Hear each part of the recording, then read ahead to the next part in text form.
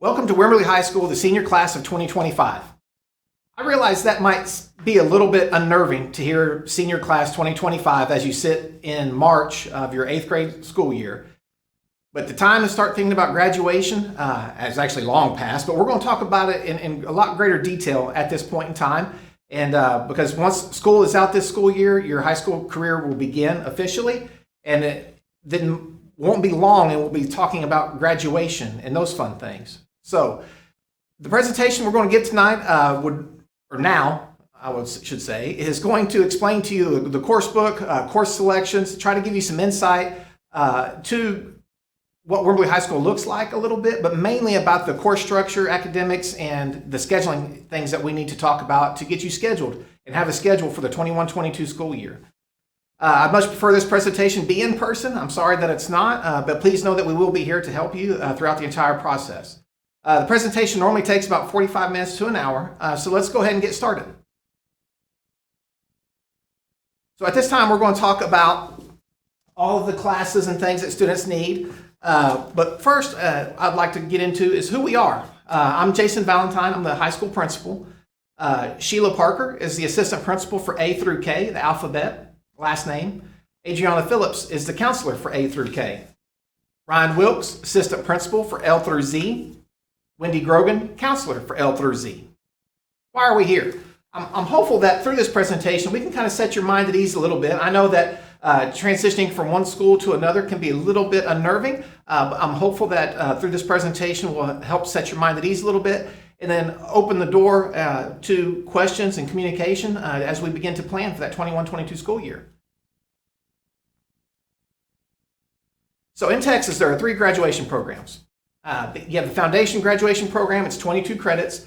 And with that placement, it's by admin only. The primary program in high school, the foundation graduation program with an endorsement, is 26 credits. In Wimberley ISD, that's kind of known as the 4x4. 4x4 represents the 4 core classes all 4 years. So each year the students would have a math, science, English, and social studies course. Then you have the foundation graduation program with an endorsement at the distinguished level of achievement. That's also 26 credits. What sets apart the distinguished achievement from the rest is Algebra 2. So let's look at some of these things. The foundation program with an endorsement. We talked about the 4x4, so you kind of have an idea what that represents. So that means that you'll have a minimum of 4 English credits, English 1 through 4. You'll have a minimum of 4 math credits. And now if you're an 8th grade student who's currently sitting in Algebra 1, that means you'll graduate high school with 5 math credits at a minimum. So and then science, you'll have 4 credits, or a minimum of 4 credits. All students will take biology, chemistry, physics, and 1 advanced science. Some students from time to time will double up on their sciences and would graduate with 5 science credits. Social studies, 4 credits as well. World geography, world history, U.S. history, and then government 1 semester, and politics and economics the other. Languages other than English, commonly going to be referred to as LOT. Some students are in Spanish 1 currently in 8th grade. Once they get to high school, they have the opportunity to be in Spanish or American Sign Language. All students need 1 PE credit. That can be done through athletics. That can be done through band. That can be done... we don't have the cheer and dance class next school year, but if those courses were to come back into the course book, then they could get it through that as well. Then we also need a fine arts credit. Students that have taken art in junior high already have their fine arts credit, which is awesome. Then you'll need 4 endorsement credits and then 2 enrichment credits, with one of those, a half credit being in speech and a half credit being in health. And then there will be 1 additional as well. All students, I can't stress this enough, because it's something that we talk about a lot in their ending their 8th grade, coming into their 9th grade year, and a little bit in the 10th and 11th and 12th. But it's something that seems to get lost from time to time. But all students have to be in a math, science, English, and social studies class every year of high school, regardless of the number of credits that they have. 4 is the minimum for those credits. So there's something for you to keep in mind as you're preparing your scheduling. Wimberley High School offers 5 endorsements. There's an endorsements in STEM, which stands for Science, Technology, Engineering, and Math, Business and Industry, Public Service, Arts and Humanities, and multidisciplinary studies. And we're going to look at those in a little bit more depth.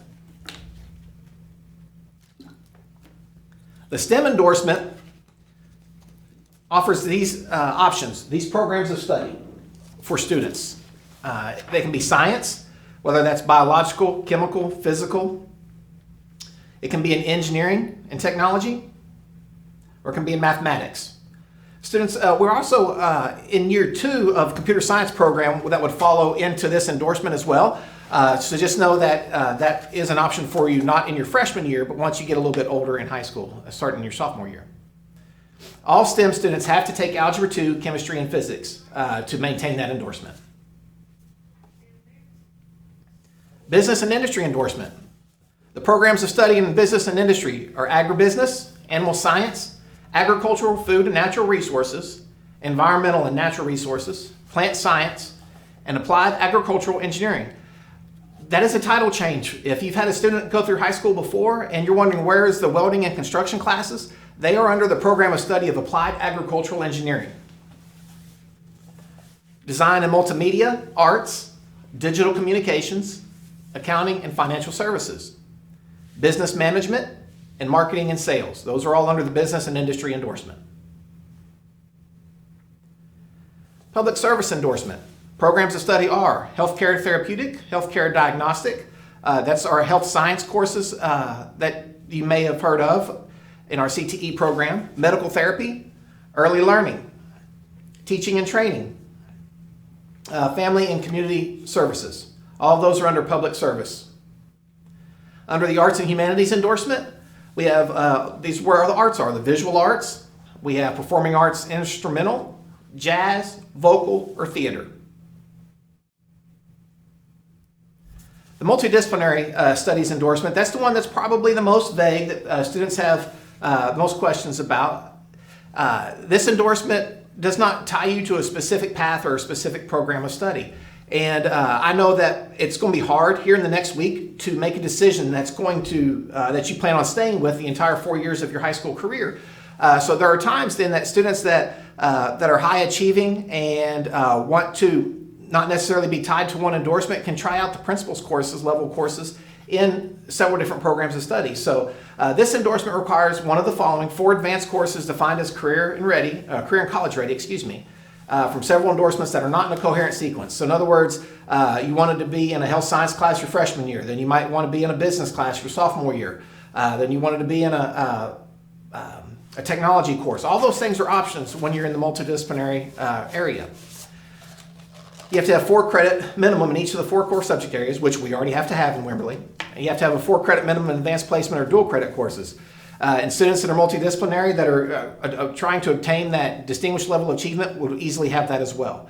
So multidisciplinary is an option for those students. Getting into college.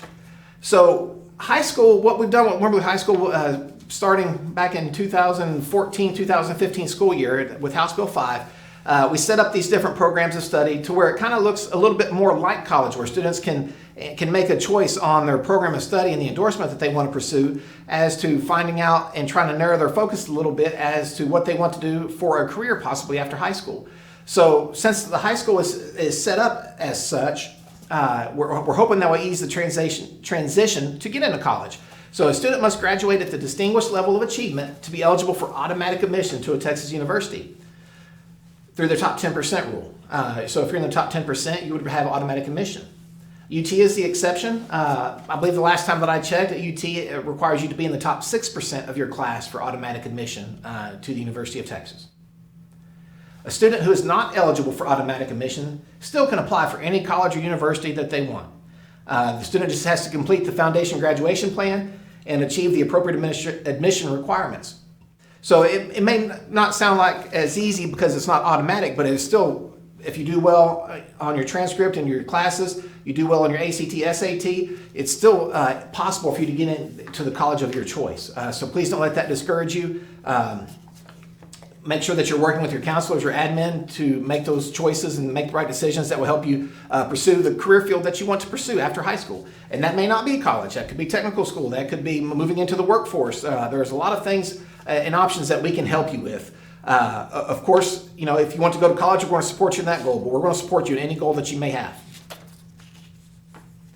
So let's talk about what counts in the GPA for Wimberley High School. If you have had a student already graduate from Wimberley, or if you have a student currently in Wimberley, if they're not a freshman, the GPA looks a little bit different. So please take note to this page, and this page of the course book as well. And when you look in the course book, you'll see one that's in white and one that is highlighted in yellow. The one that's highlighted in yellow is the one that applies to you here in the GPA credit courses. So the classes that count in the GPA, and the reason that there are limited to the core classes, we were finding that students were selecting courses based on their grade weight and not because it was something they were interested in. So a way to try to level that playing field a little bit and let them pursue the enrichment classes and the elective classes that they are genuinely interested in, well, we limited the GPA courses to those that are in the core. So the GPA classes, or the classes that count in the GPA for English Language Arts or English 1, that's a 4-point. Honors would be a 5-point. And I'll talk about the weight a little bit more in just a second. English 2, English 3, English 4. Math, it's Algebra 1, Geometry, Algebra 2, Pre-Cal or AP Cal. Social Studies, World Geography, World History, U.S. History, and then U.S. Government and Economics. The sciences that count in the GPA are Biology, Chemistry, AP Biology, AP Chemistry, and Physics, AP. So let's talk a little bit about grade level work versus advanced work. I know there at Danforth, many of you have taken honors courses. We continue that in high school through honors courses. And then once you get to the more advanced classes, those are referred to as AP. But what's the main difference between a grade level course and an advanced course? Pace of instruction. It might go a little bit faster. Rigor of course material. It may go into a little bit more depth. It doesn't necessarily mean that you're going to do more in every sense, but you might look at concepts and things at a little bit deeper level. Prep time there's going to be more prep time outside of class. So if you're in an English honors course in your freshman year, then you can expect that you'll receive a summer reading book, and you'll have to follow through with your summer reading assignment to be in the English 1 honors course. The GPA weighting, like I mentioned in the previous slide, if you're in a grade level course, it's a 4.0 class. If you're in an honors course, it's a 5.0 class. If you're an AP and dual credit course, it's a 6.0 class. So that's the grade point average points that you can earn in those classes. And I know the course book looks into those things in a little bit more depth and shows you exactly how many points you earn for a specific grade. So if you have questions about that, please refer to the course book or reach out to your counselor. So I've done a lot of talking about your whole high school career, things that are going to be available to you from your freshman year and through your senior year, things that are going to have an impact on you every year while you're in high school. What we need to talk about now is what classes that you need to take in your freshman year. Let's just be a little bit more specific and kind of pare down the options, because it does seem like a lot of information. It can be a little bit overwhelming, but honestly, as a freshman, you are limited by the number of classes that we offer. You are limited by what you still have to take to graduate. Entering as a freshman, you need more credits than anybody else on the campus. So we're going to try to work on all those classes that are absolutely required for graduation first, and then we'll move into more of the elective and not necessarily elective, but the additional elective courses that you might be interested in your junior and senior year then. So all freshman students are going to sign up for an English 1 class. That English 1 class could be regular, grade level, or honors, okay? So 2 options, grade level or honors. All freshman students will have a math class. There are two of them here. One could be Algebra 1, if you did not take Algebra 1 in 8th grade, or if you took Algebra 1 in 8th grade, or sitting in it right now, then you will take the geometry class. All freshman students will take World Geography. All freshman students will take a science class. All students will either be in a biology course, or all students will be in an integrated physics and chemistry course. The IPC class is a class that if you're a student that does not necessarily want or need to take all 3 EOCs in their freshman year, the end of course exam, the STAR test, if you will, they can take IPC in their freshman year and then take biology their sophomore year after they have a little bit better science foundation if science is a course that they would sometimes struggle in. So you can see there with the asterisks that the freshman year is the biggest year for the STAR test or the end of course exam, because there's three. If you're in English 1, Algebra 1, and Biology, you'll take 3 end of course exams. These end of course exams, according to the state of Texas, even this year at this point in time, we have to pass to graduate. So those are kind of a big deal, and those are all going to be taught through the curriculum of those courses. The focus is not just on the STAR, but learning the curriculum that is associated with those classes. Additional 9th grade courses. So at this point, we've already talked about 4 classes that you're going to have to take. The additional 4 courses will be carefully selected to work towards your earning an endorsement and to meet your other graduation requirements. For example, if you haven't taken an art class yet, we might talk about that. If you have not, and you haven't as a freshman, completed your LOC classes, your language other than English, with those courses, you have to have 2 of the 2 credits in the same language, okay? So if you're in Spanish 1 in 8th grade, you are automatically signing up for Spanish 2 in the 9th grade. If you have not taken a language other than English, so you're not in Spanish 1 right now, you'll have a choice to sign up for Spanish 1 or ASL, which is American Sign Language. But you have to have 2 years of the same language. We'll talk about PE. If you're not in athletics, if you're not in band, if you're not in swim athletics, if you're not in tennis athletics, we might talk about a PE course if there's room in your schedule. We'll talk about those in a little more depth here in a little bit. Then we might also talk about if there's room in your schedule for professional communication, aka speech. That class is a semester-long course. At the semester, those students would switch, not periods, but switch into the health class then. If they had speech in the first semester, they would have health in the second, or vice versa. And then we'll talk about your endorsement elective. Every freshman student will sign up for a class that begins with principles of, whether that's principles of engineering, principles of health science. You'll take principles of AV. All students would sign up for a principles class because that's where you're going to earn your endorsement. So that principles class is going to depend on which endorsement you select, which is why we talked about those 5 endorsements and all the programs of study a little bit earlier in this presentation. One thing I need to point out though, especially for those who currently have high school students or had recently, right now the schedule is not going to allow for us to have a cheer class or a dance class due to conflicts with sponsor schedules. So we won't have those next year. Hopefully we'll be able to bring those back in the 22-23 school year. But at this point in time, they're not going to be in there. And but we'll continue to look at that and continue to have conversations with you about your PE credit each year if that hasn't been achieved just yet. So I already mentioned a few of these classes that earn high school credit that you may have taken at Danforth. Junior high art. So these classes are taught to the same TEKS that we teach here at the high school at the freshman level. So junior high art is a high school credit. You would not have to take a fine arts class. If you wanted to take art though, you could take as many as you wanted throughout the course of the school, your high school career that is. You could take one every year if you wanted to.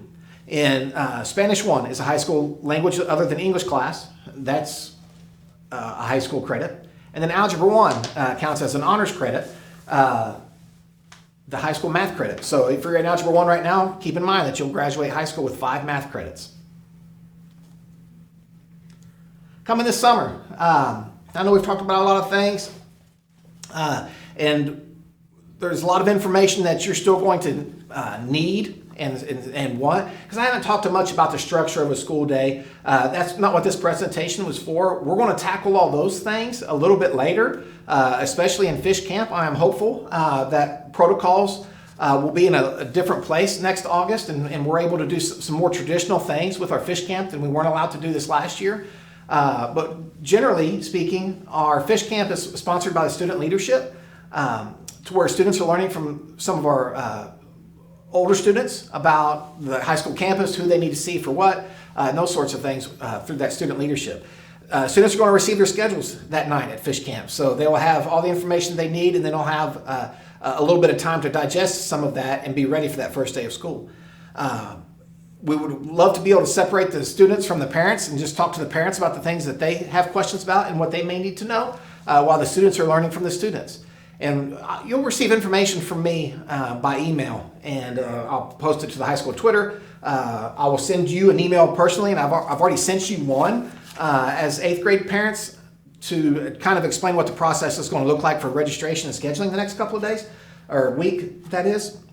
So I'll do that again as the time approaches for Fish Camp. Things to do prior to scheduling. Normally, if you've had a student go through high school while I was principal, then we sat down with you and had an individual meeting with you, explaining, answering questions and writing the schedule down for you. Because of current protocols that are in place, we're not able to put large groups together. So we're going to try to do everything online, and then with the counselors in the building at the junior high helping students and being available through Zoom for a question and answer session. And then obviously access to Ms. Ferris at the junior high or to any of the high school counselors by phone or email as well.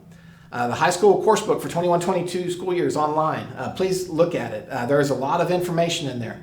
And I know that it can be overwhelming. I know that some of it can be confusing if you've never had a student go through high school. It might be confusing if you've had a student go through high school. But look at it. If you have questions that come up, write them down and reach out to us, please. Watching this presentation, I will post it. All the students are going to watch it soon, either March 3rd or March 4th. It will be available to you whenever you would like to watch it or watch it again if necessary.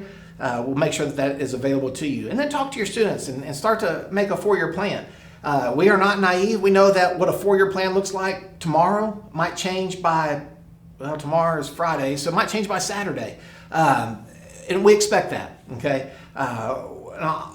It is easier if a student already knows kind of what they're looking for, but we are more than happy to go through and answer questions to help them make a decision that's going to benefit them the most and best suit their skill set.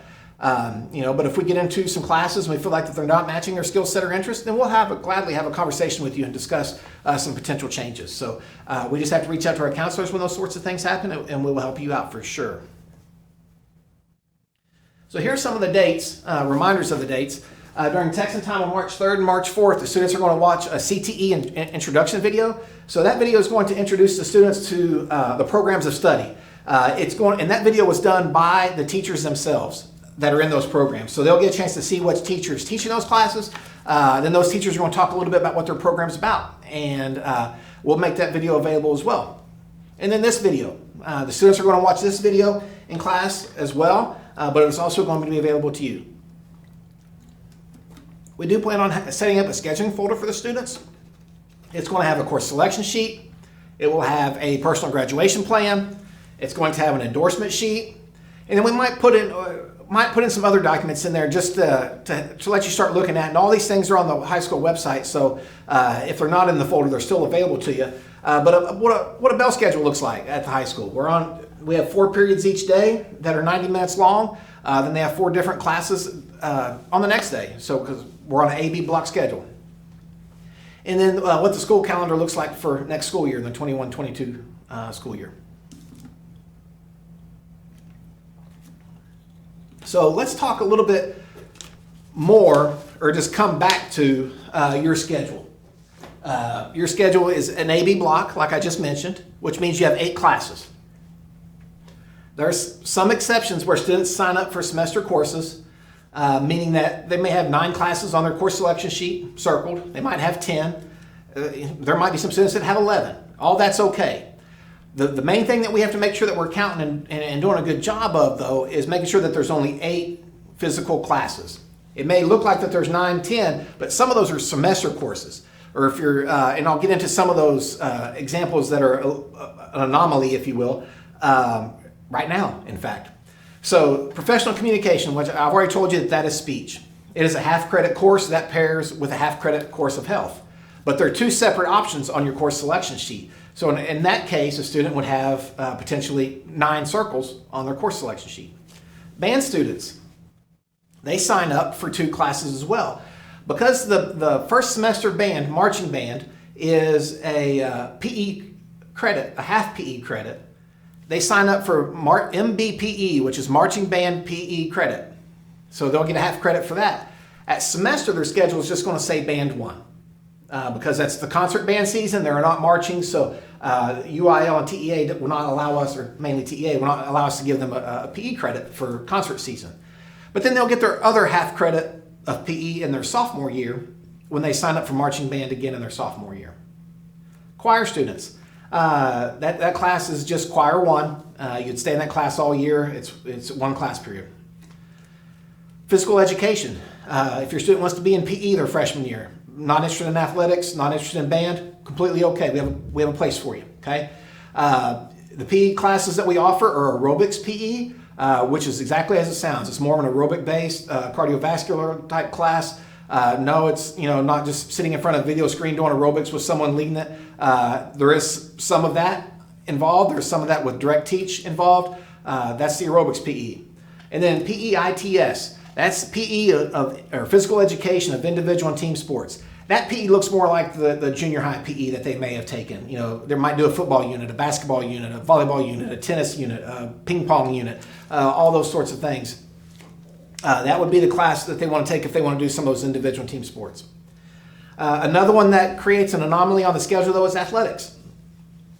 All of these athletic classes, because you're really only making one circle, but it counts for 2 classes. So if you're in athletics and you're not in speech and health, and you're not in band, then you would only have 7 selections on your course selection sheet. So just keep in mind that you have to have 8 class periods. And athletics counts for 2 class periods because you have athletics each day. So you'd either be in boys athletics, 1 double block, or girls athletics, 1 double block. That counts as 2 classes, okay? They're a half credit each for 1 whole credit over the course of the school year. Swim athletics. If your student is interested in swim or has been participating in club swim and wants to swim competitively at the high school level, they can be in swim athletics. That period's last period every day. Let me go back real quick and say for boys athletics in the freshman year, it's 2nd period currently, and for girls, it's 4th period each day. Tennis athletics is also 4th period. Team tennis, 1 double block, counts as 2 classes total, so they might only have 7 scheduled. Same thing for swim. It's also a double block course. Please note the asterisk down there at the bottom, track and cross country do not have to be in athletics if all they want to do is run track or all they want to do is run cross country. The team sports, the volleyball and football at the beginning of the year, the basketball season, then soccer, baseball, softball, tennis, swim, those are all double block courses. So those would have 2 class periods of your day, okay? If you have questions about what that looks like, though, please reach out to your counselor. We'll be more than happy to answer those questions for sure. So here's the sample schedule that we're going to go through with your students.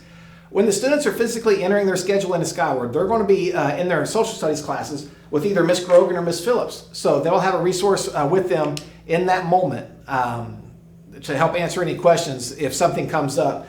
So as y'all are working on a course selection sheet as a family, if you have a question, put it on a Post-it note or put it on that course scheduling sheet and have a conversation, and encourage your student to have a conversation with the counselor if you hadn't already reached out to her. So in our sample schedule, we talked about this earlier.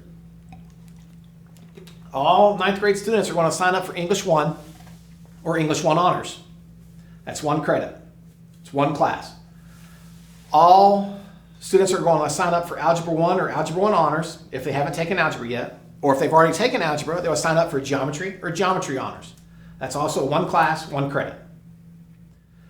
All students are going to sign up for biology honors or IPC. That's 1 class, that's their science class, that's 1 credit. All 9th grade students are going to sign up for world geography or world geography honors. That's 1 class, 1 credit. So there's 4 classes that have already, that all students are going to make. All that will look the same for every student. And then here's where things start to look different. They'll have their endorsement elective, their principles of class. That's 1 class, 1 credit. They will have, if they're in athletics, then they'll have girls athletics double block or boys athletics double block. Those are 2 classes in your schedule, but it's 1 credit. Then they might have professional communication, which is speech, 1 semester. Then they would have health the other semester, so that's 8. And then with that example right there, I should really have a 5th class right there, which would be their language other than English. So they would need to sign up for, if they were in Spanish 1 in junior high, then they would sign up for Spanish 2 in 9th grade, or they would select American Sign Language, because in that, That's correct there on the screen. But we'd also encourage them to take that LOTE class if they have not at this point. We want to get those out and out of the way as quickly as we possibly can. So sorry about that confusion. There's also going to be some alternative choices for the students. 9 times out of 10, a freshman student's schedule is going to work as they enter it. Because honestly, again, the only choices that they're really making that don't impact the number of credits they need for graduation is the principal's class. That's the one that they get to choose. And then, of course, they get to choose if it's going to be grade level English or honors English and those sorts of things. Athletics, or if it's band, if it's choir, if it is which swim athletics, tennis athletics, all those sorts of things. All those choices are up to the student and in those bottom 4 classes. But for some reason, if there's a conflict with their schedule, we'd like for them to put the classes they'd like to take next. So, in this specific scenario, there's not a LOTE class. So that would be the first thing that they need to list as an alternate. Then a second thing, potentially, if they were interested in art, they could maybe be in that art class. But we would definitely want to put them in a class that they need to graduate if there is a conflict with their schedule. We're not going to put them in a class that's not absolutely required for graduation. And just a reminder, even though you might have 7, 8, or 9, 10 selections, please make sure that there are only 8 classes per semester. And then how the schedule falls out depending on the master schedule. No, they more than likely won't have their 4 core classes on one day and then their other classes on the other. They'll be divided out amongst the 2 days.